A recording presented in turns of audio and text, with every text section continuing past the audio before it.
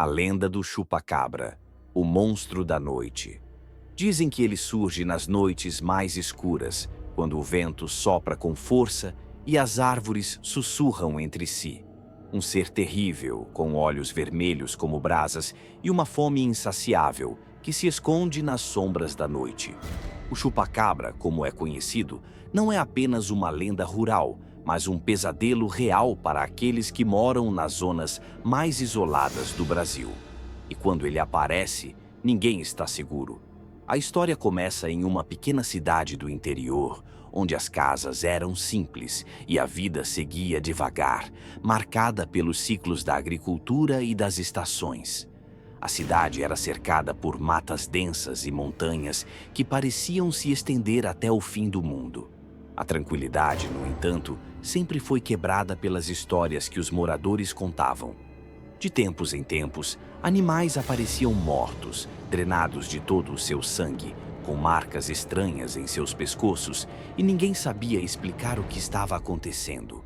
Foi numa noite de lua minguante, quando o ar estava pesado e a umidade da chuva recente ainda pairava na terra, que João, um agricultor simples, percebeu que algo estava errado com o seu rebanho. Ele sempre cuidava das cabras com carinho, mas naquela noite, ao ir até o curral, encontrou uma cena horrível. Uma de suas cabras estava caída no chão, completamente exangue, seus olhos arregalados em um horror silencioso. Mas o pior não estava na cabra morta. O que assustou João foram as marcas em seu pescoço, dentes afiados, como se alguém tivesse sugado todo o sangue da criatura. Sem entender o que havia acontecido, João procurou por pistas, mas o medo já havia tomado conta de seu corpo. Ele sabia que algo estava espreitando nas sombras da noite, algo muito maior do que qualquer animal selvagem. Nas noites seguintes, o horror se repetiu. Mais cabras, mais animais, todos encontrados mortos, drenados de sangue. As histórias de um monstro que se escondia nas sombras começaram a ser compartilhadas pelos moradores, e os mais velhos sussurravam que o responsável era o chupa-cabra. A cidade entrou em pânico. Cada noite era uma agonia, com os moradores trancados em suas casas, esperando que o monstro fosse embora. Mas o chupa-cabra não se importava com portas trancadas ou cercas altas. Ele caçava sem parar, sua fome crescente. Foi então que, em uma noite mais sombria do que todas as outras, João, decidido a encontrar uma explicação, pegou sua lanterna e se armou com um facão. Ele sabia que não poderia continuar vivendo com medo e que, se o monstro não fosse detido, todos seriam vítimas.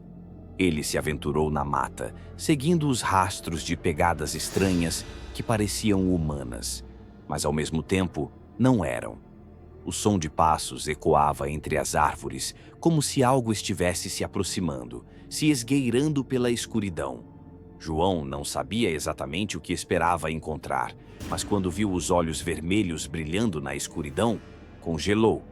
O chupa-cabra estava diante dele, uma criatura monstruosa, com a pele escura e escamosa, os dentes longos e afiados, e garras que poderiam rasgar a carne humana com facilidade. O ser parecia um animal, mas sua postura ereta e seus olhos malignos mostravam que não era de fato uma besta comum.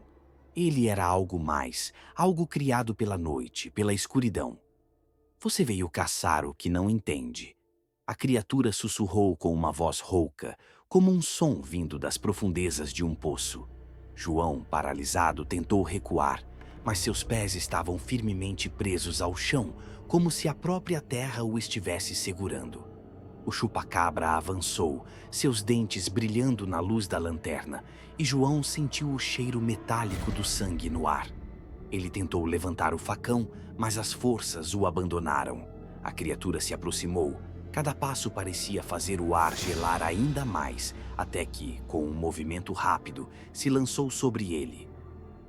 O que aconteceu a seguir, ninguém sabe ao certo. Quando os moradores da cidade foram à mata na manhã seguinte, João havia desaparecido e, no lugar onde ele estava, apenas rastros de sangue e pegadas monstruosas foram encontradas. O curral de João também estava vazio, com as cabras desaparecidas. Apenas um pequeno pedaço de tecido rasgado foi encontrado, preso em um galho, e perto dele, marcas de algo que parecia ter se arrastado pelas árvores. Com o tempo, as histórias do chupa-cabra se espalharam ainda mais e outras cidades começaram a relatar os mesmos ataques. De madrugada, animais eram encontrados mortos, drenados de sangue, e as marcas das garras e dentes apareciam em lugares inesperados. A criatura parecia se alimentar da vida que tomava, deixando para trás apenas os vestígios do terror que havia causado. E, ainda hoje, nas noites mais escuras, há quem jure ter visto os olhos vermelhos do chupa-cabra brilhando nas sombras da mata. O monstro da noite continua sua busca implacável, alimentando-se do medo e da carne, e ninguém sabe até quando a criatura continuará a se esconder na escuridão, esperando pela próxima vítima. Se você ouvir algo rastejando na noite, se o ar ficar pesado e a escuridão mais densa, saiba que o chupa-cabra está por perto e sua fome é insaciável. Então, cuidado! O chupa-cabra não escolhe suas vítimas. Ele pode estar mais perto do que você imagina, esperando na calada da noite, com seus olhos vermelhos, prontos para caçar.